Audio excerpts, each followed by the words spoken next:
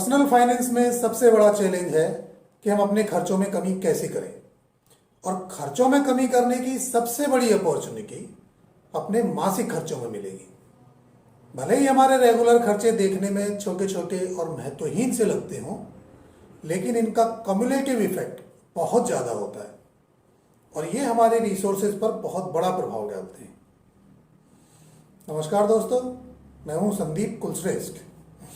पिछली बार हमने देखा कि अपना फैमिली बजट कैसे तैयार करें और तब हमने जाना कि यदि हमारे खर्चे इनकम के अनुपात में ज़्यादा हैं तो उनको कम करना होगा। लेकिन सवाल ये है कि अपने खर्चों को कम कैसे करें। आज हम इसी बारे में चर्चा करेंगे। लेकिन आगे बढ़ने से पहले एक छोटी सी अपील कि यदि आपने हमारा ये चैनल अभी तक सब्सक्राइब नहीं किया है तो अब सब्सक्राइब कर लें और ज़्यादा से ज़्यादा लाइक व शेयर करें और इस वीडियो को अंत तक जरूर देखें। तो आइए शुरू करते हैं आज की बात। इनकम के अनुपात में ज़्यादा खर्चा हमारे पूरे अर्थशास्त्र को बिगाड़ देता है और ऐसे में हम अपने खर्चे कम करने के लिए ऐसे तरीके जानना चाहते हैं जो प्रैक्टिकल भी हों और इफेक्टिव भी हों। तो आइए कुछ ऐसे तरीकों के बारे में बात करते हैं जो बिना ज़्यादा तकलीफ के ट्राई किए जा सकते हैं और समय के साथ काफ़ी सेविंग का पोटेंशियल भी रखते हैं। दोस्तों, हर एक की परिस्थितियां अलग अलग होती हैं, इसलिए ज़रूरी नहीं है कि सारे तरीके हर एक के काम आए। आप अपनी परिस्थिति के अनुसार अपने योग्य तरीके चुन सकते हैं। हो सकता है कि आपको ये बात बुरी लगे, लेकिन यह सच्चाई है कि यदि आपके पास कार है तो आपका बहुत सारा पैसा उसमें वेस्ट हो रहा है। न सिर्फ उसकी कीमत हर दिन कम हो रही है, वो फ्यूल और मेंटेनेंस के नाम पर भी आपसे बहुत सारा खर्च करवाती है। Cost of having a car बहुत ज़्यादा है और आपकी सेविंग पर इसका बहुत असर होता है।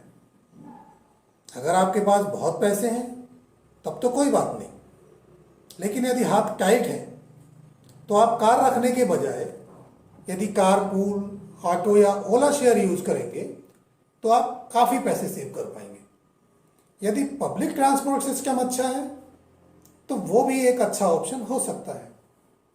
इससे आप इतने पैसे बचा पाएंगे कि यदि कभी बाहर भी जाना हुआ तो आप कार हायर करके जा सकते हैं।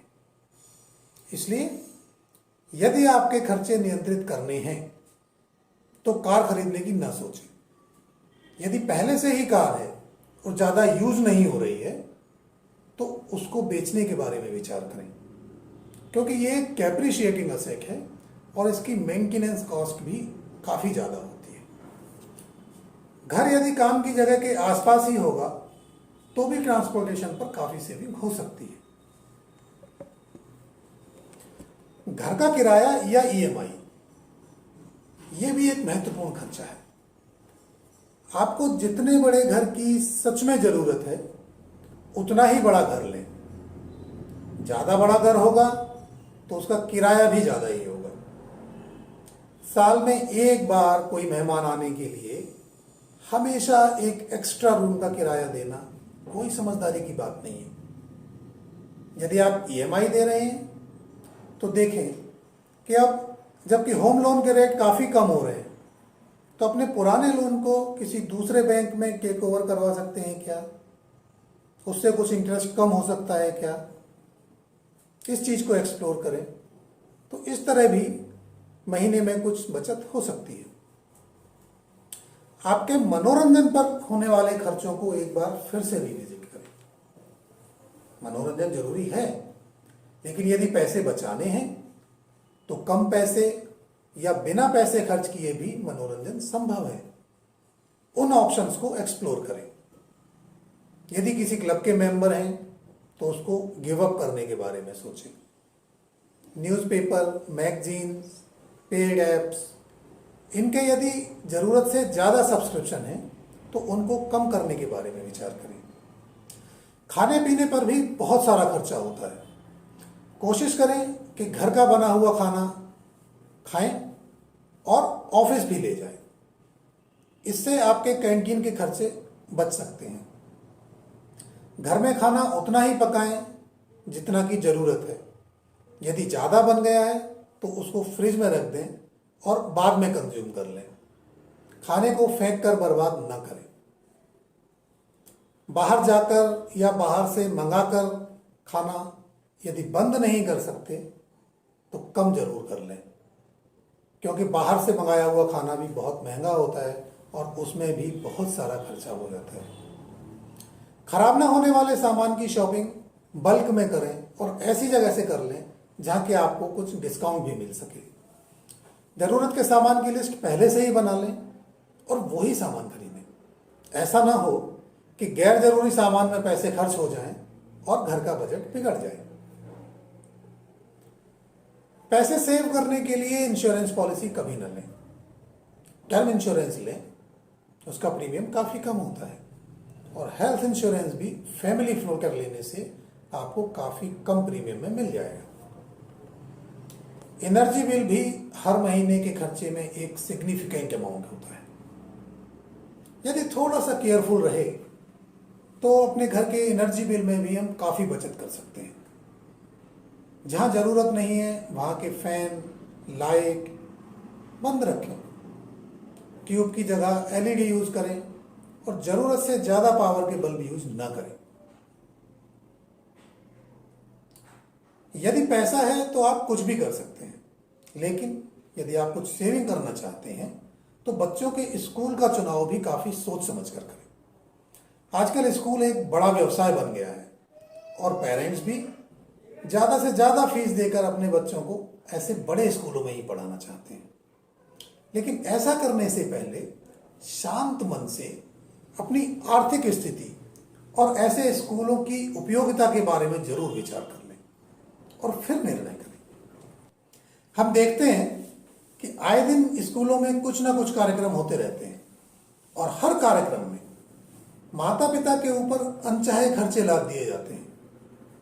इसके बारे में सोचें कि क्या ये सच में जरूरी है? क्या कॉस्ट्यूम किसी बच्चे से मिल सकता है या रेंट पर मिल सकता है? इस तरह की एक्टिविटीज में क्या खर्चे होने वाले हैं ये पहले ही जानने की कोशिश करें और यदि आपका बजट अलाउ करे तो ही पार्टिसिपेट करें। कपड़े वगैरह उतने ही खरीदें जितने की आपको सच में जरूरत हो।